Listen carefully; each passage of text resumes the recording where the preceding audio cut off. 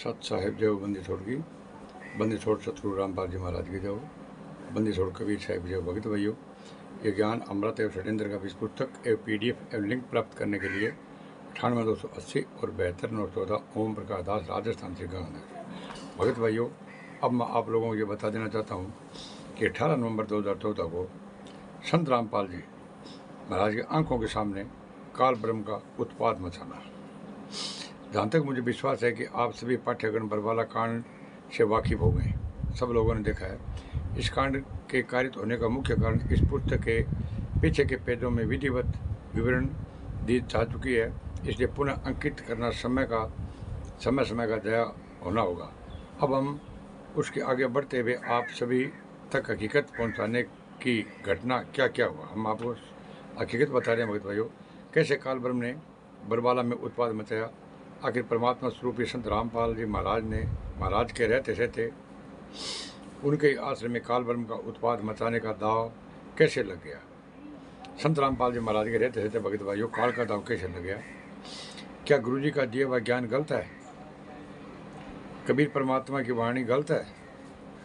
उक्त तथ्यों पर विचार करते हुए अनेकों दर्ज FIR के संबंध में क्या क्या न्यायिक प्रक्रिया हुई और क्या हो रही है, कितने केस अभी गुरुजी के विरुद्ध लंबित है और कितने केसों में बाइज्जत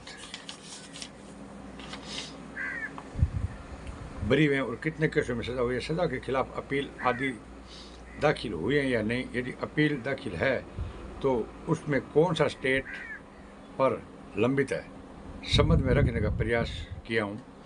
गुरुजी ने ज्ञान दिया, कबीर परमात्मा ने काल ब्रह्म से वार्ता के वक्त एक वाणी बोली थी भगत भाइयों का, दो जान मेरी शरण आना, काल लगे ना तेरे बाना। अर्थात कबीर परमात्मा ने उक्त वाणी में समझाना चाहते हैं कि जो कोई भी पुण्य आत्मा अपने सतगुरु के शरण में है और उनके मर्यादा के अधीन रहते हुए उनसे प्राप्त सत्य भक्ति करता है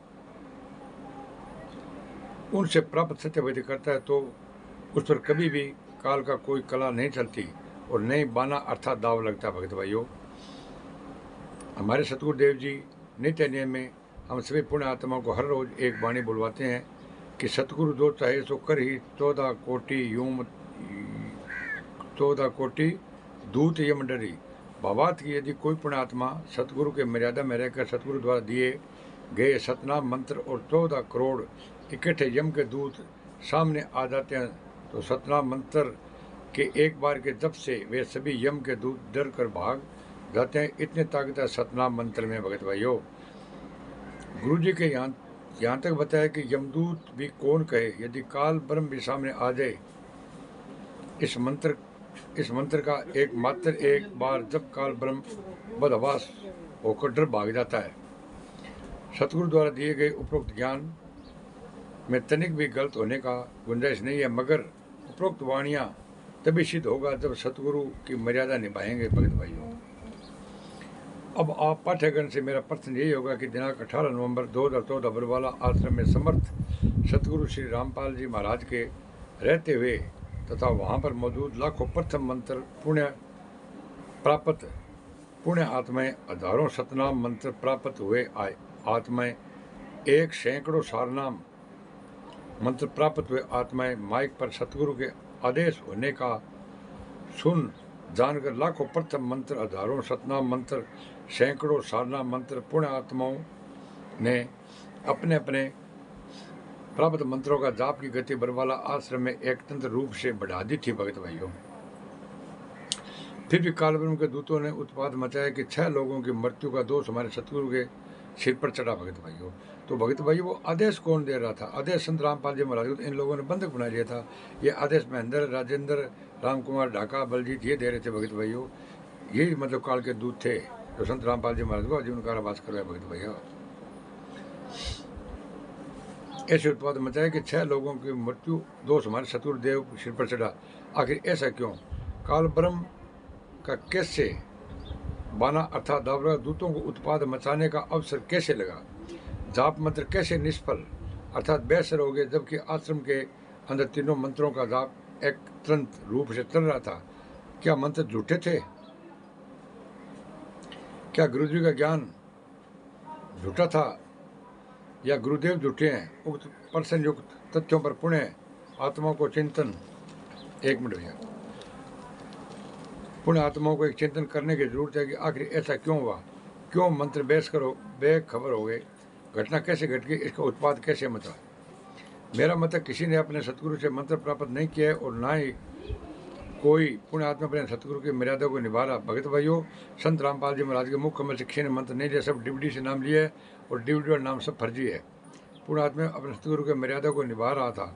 सब ने मर्यादा खंड किए हुए थे, सब राष्ट्रीय समाज सेवा समिति के आदेश और निर्देशों पर चल रहे थे, सब मैनेजमेंट गुंडों कहने चल रहे थे। भगत भाइयों, समिति के मर्यादा को सिर रखे चल रहे थे। कोई भी पुण्यात्मा सतगुरु जी रामपाल जी महाराज के मर्यादा के अधीन नहीं थे। ऐसी स्थिति में सतगुरु अपने वचनबद्धता के कारण ही कि जो मेरी शरण में न हो, वो मेरी मर्यादा में न हो, उसे लूटो मारो खाओ, क्यों संत रामपाल जी महाराज का आदेश कोई नहीं मान रहा था। भगत भाइयों, ये सब इन RSS गुंडों का आदेश चल रहा था, उन्हीं लोगों को ये मान रहे थे। इसलिए कि करते भी मूड से बने रहे और काल ब्रह्म के द्वारा भेजे गए उनके दूत आश्रम में उत्पाद मचाते रहे। कौन? रामकुमार ढाका, राजेंद्र, पुरुषोत्तम, बलजीत और महेंद्र, ये मनोज, विजेंद्र, राजबाला, इंदुबाला, सब ये हम सभी पुण्यात्माओं ने भी काल ब्रह्म के दूतों अर्थात राष्ट्रीय समाज सेवा समिति ग्रुप मैनेजमेंट के सहयोग में अपना हाथ बांटते रहे। उनके मैनेजमेंट की अपने RSS गुंडों की मदद भगत भाइयों करते रहे। हम सब ने मैनेजमेंट का साथ दिया, गुरुजी के साथ नहीं दिया, क्योंकि गुरुजी तो बंधक बनाए थे। आदेश इस मैनेजमेंट RSS गुंडों का था। भगत भाइयों, गुरुजी का त्याग कर दिया था, मैनेजमेंट को अपना सब कुछ मान लिया था। इसे देख आखिर संत रामपाल महाराज किसके लिए यहाँ रहे, किसको अपने शरण में कहे, सबको तो उनके विरुद्ध हो लिए थे। सब ने मर्यादा खंड कर दूर चले गए थे, सबके मंत्र जब बेअसर हो चुके थे, सब ने काल ब्रह्म के पाले में चले गए थे। सब ने राष्ट्रीय समाज सेवा समिति उर्फ मैनेजमेंट पदाधिकारियों जैसे रामकुमार ढाका, राज कपूर उर्फ प्रीतम की लाइव वीडियो देखा, मगर किसी ने उनका विरोध नहीं किया कि ऐसा क्यों। उसने लाइव वीडियो में प्रत्यक्ष बयान दिया कि यदि ये रामकुमार ढाका वगैरह दे रहे, क्या बयान दे रहे कि रामपाल महाराज 17 तो क्या इसके आगे भी किसी तारीख पर न्यायालय में जाने चाहेंगे तो भी हम नहीं जाने देंगे। भगत भाइयों, वहाँ पर मतलब हजारों भगत थे, लेकिन संत रामपाल जी महाराज पक्ष में कोई नहीं बोला। रामकुमार ढाका ने स्पष्ट बोला था कि लाखों लोगों की लाश पर जाना पड़ेगा 17 तारीख, तो क्या हम इससे आगे भी आपको संत रामपाल महाराज को गिरफ्तार नहीं करने देंगे। तो वहाँ पर हजारों भगत थे, क्या इन लोगों को विरोध नहीं कर सकते थे? लेकिन वहाँ पर काल ब्रह्म का चाल थे। भगत भाइयों, ये हमने आज निर्णय लिया है कि उन्हें 1 लाख भक्तों की लाशों से गुजरना होगा। इस कथन को सुनकर भी उनके कथनों के समर्थन में सतगुरु की इच्छा के विपरीत सबने अपने दृढ़ता राष्ट्रीय समाज सेवा समिति उर्फ मैनेजमेंट के साथ दिखाई। किसी ने अपने सतगुरु के दिए ज्ञान को अमल में नहीं लिया और अहिंसा को न अपनाकर काल ब्रह्म के हिंसक दूतों का समर्थन किया। परिणामत काल ब्रह्म ने ऐसा भयंकर उत्पाद मचाया कि बरवाला आश्रम में दिनांक 18 नवंबर 2014 घटित घटना ने पूरे विश्व में संत रामपाल जी महाराज के हिंसा के विपरीत हिंसा का इतिहास रच दिया। भगत भाइयों, हिंसा का इतिहास रचने में पार्श्व निर्देशक काल ब्रह्म प्रमुख पात्र के रूप में राष्ट्रीय समाज सेवा समिति उर्फ मैनेजमेंट एवं शोकी पात्र ब्लैकेट कमांडो एवं नृत्य कार्य भगत आत्माओं ने किया। इसमें भगत भाइयों जितने भी भगत थे, इन लोगों ने समर्थन किया। संत रामपाल जी महाराज तो बंधक बने हुए थे। संत रामपाल जी महाराज को गिरफ्तार किया था, उस टाइम बोला था कि मुझे तो बंधक बना लिया था, मैं छुपा रहा इसलिए बच गया। तो भगत भाइयों, आदेश कौन दे रहा था? ये RSS गुंडे, ये मोनिरी धर्मा ट्रस्ट गुंडे और कबीर परमेश्वर भगत ट्रस्ट गुंडे आदेश दे रहे थे। भगत भाइयों, और 5 बजे एक बच्चे की हत्या करके भगत भाइयों संत रामपाल जी महाराज को आजीवन कारावास करवा दिया और देशद्रोह का मुकदमा चल रहा है। भगत भाइयों, सच्चाई जाननी है तो भगत भाइयों आप एक बार इस पुस्तक को अवश्य पढ़े। इन गुंडों ने बोल दिया कि ज्ञान अमृत षड्यंत्र का भी इस पुस्तक नहीं पढ़ना, संत रामपाल जी महाराज का आदेश है। संत रामपाल जी महाराज ने आदेश ये दिया था कि अपनी पुस्तक पढ़ो, उनकी पढ़ो।